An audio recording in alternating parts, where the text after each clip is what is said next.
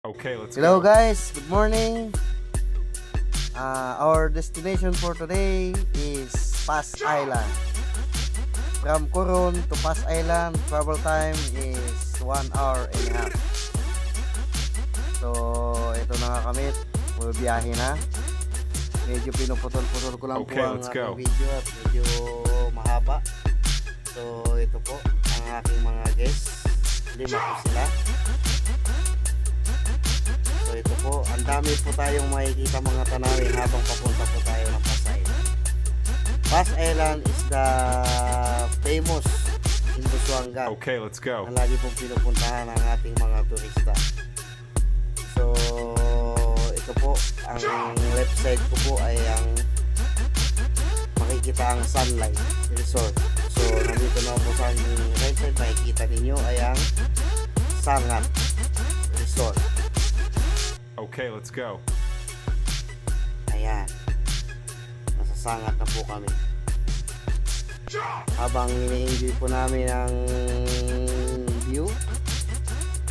Ayan po. Binibidyo ko ang kagandahan ng view ng Palawan. So, finally, Okay, let's go. ito padak na kami sa Pass Island. Ayan.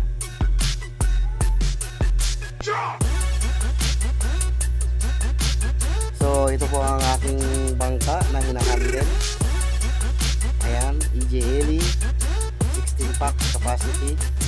So, meron din Okay, po tayong let's mga go. kasamang mga bangka dito na may mga guest. So, ito po. Bababa na po ako at talagang medyo mainit. Ang sakit sa balat. Ang init. So, nandito po ako sa beach. Tingnan niyo po kung gaano po kaganda ang beach ng Pass Island. Okay, let's go. Isa po ito sa mga binabalik-balikan po talaga ng mga turista. Lalo na po ngayon na holiday. So, nandito po ang ating mga guests. At ang iba po yung mga empleyado. Ayan. Okay, let's go. So mamaya-maya po, medyo malawag po po ngayon. So mamaya-maya po, makikita natin na talagang siksika na po ang bangka mamaya. Ito po ang kanyang landscape ng Pass Island. Ayan, talagang kahit ako hindi ako nagsasawa na tingnan ang view ng Pass Island na ito.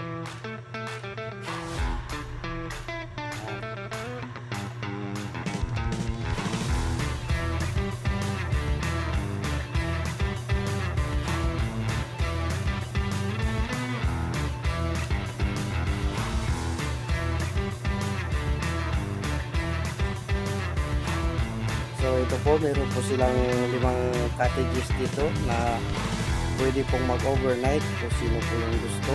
At ang nakakatuwa po dito at nakakita po ako ng stall na maliit dito at ang binibenta po nila ay shake. Tamang-tama po talaga sa init ng panahon. What? Ito po, lalakad-lakad na po ako. Pupunta na po ako dito sa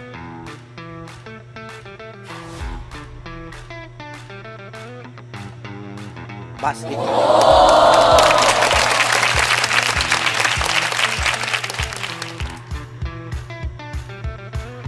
Talagang kahit sa anggulo ko po tingnan, talagang napakaganda po talaga ng Pass Island.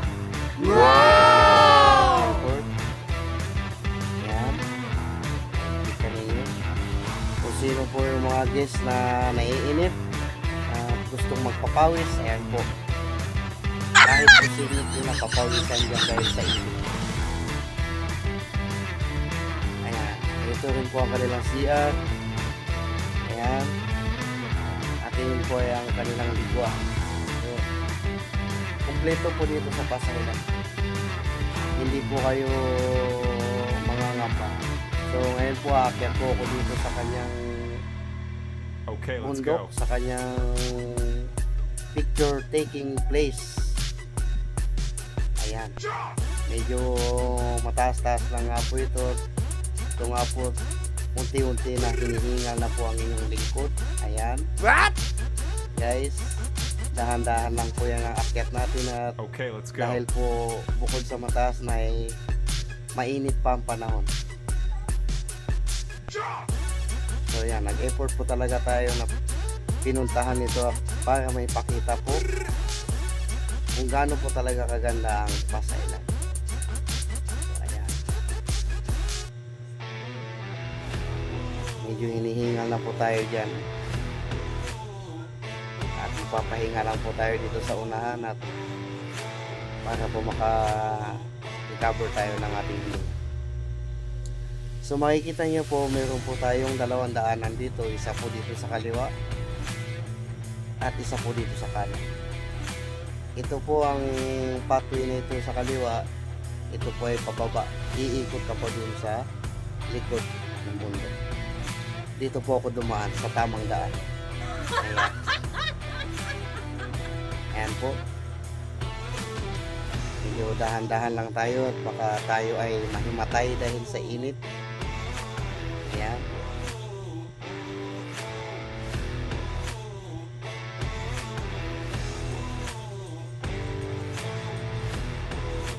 Ayan po.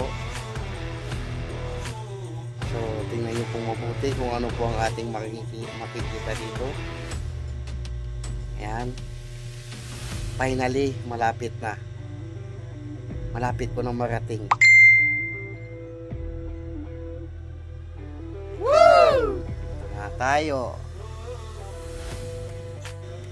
Nandito na tayo sa picture taking place na kung saan, kung sino po yung gustong magpa-picture dito, ito po, pwede niyo pong puntahan. Yan.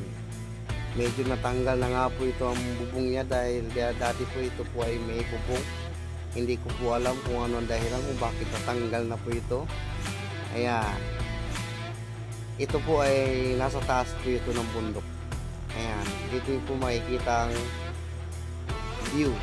So ito po yung kadugtong ng pathway na sinabi ko kanina. So kung nakikita po ninyo, ayan, nag-video po tayo dito guys. At nagsasalita ako ng kung ano-ano. Ayan. Hindi ko na po ipinarinig dahil baka pumalaman pa ng iba. What? So ayan. Yan po ang view sa bundok ng Pasailan.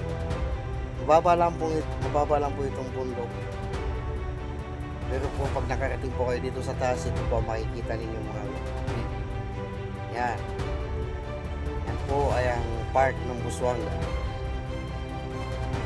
Tingnan nyo po guys kung ano po yan kaganda. Ayan. Yun nga po, sige pa po kung salita-salita dyan o kung ano-ano na hindi ko na pinarinig dahil baka pumalangan ng iba.